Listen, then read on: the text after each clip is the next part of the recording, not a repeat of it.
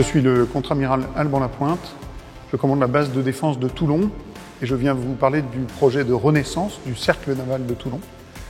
C'est un projet dans un lieu emblématique, unique, construit en 1933, dont l'objectif initial était un lieu de convivialité pour les officiers, qui depuis s'est élargi à un lieu de convivialité pour l'ensemble du personnel du ministère des Armées. Le premier objectif est donc de faire renaître ce lieu de convivialité. Le deuxième objectif est de valoriser un actif immobilier du ministère des Armées. Et le troisième objectif était de construire, avec Rising Sud, avec la région Sud, un business model qui soit innovant, qui permet d'être attractif pour les investisseurs privés et intéressant pour l'opérateur d'État que nous sommes.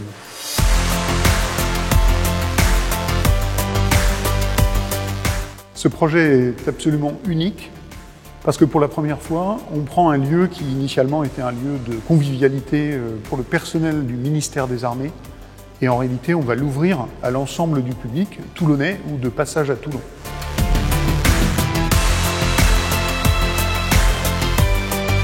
Le soutien de la région Sud à travers l'agence Rising Sud et son opérateur EY, pour moi c'est un soutien moral et un soutien dans le temps du projet. La qualité du travail qu'on a pu conduire ensemble nous a aussi permis d'objectiver notre projet, de l'améliorer, de pouvoir le présenter à Paris au ministère dans une direction centrale parce qu'il rencontrait les intérêts locaux et l'intérêt de la politique de valorisation des actifs immobiliers du ministère.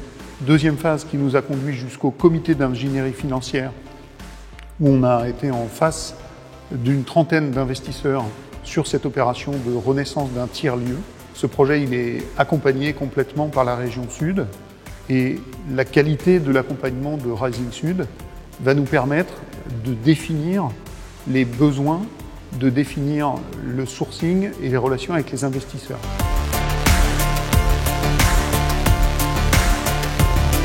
Alors notre objectif sur l'année 2022, il est d'abord de produire un appel à manifestation d'intérêt avant l'été et puis de sélectionner le meilleur des candidats qui se présentera avant la fin de l'année 2022. C'est une collaboration entre le public et le privé.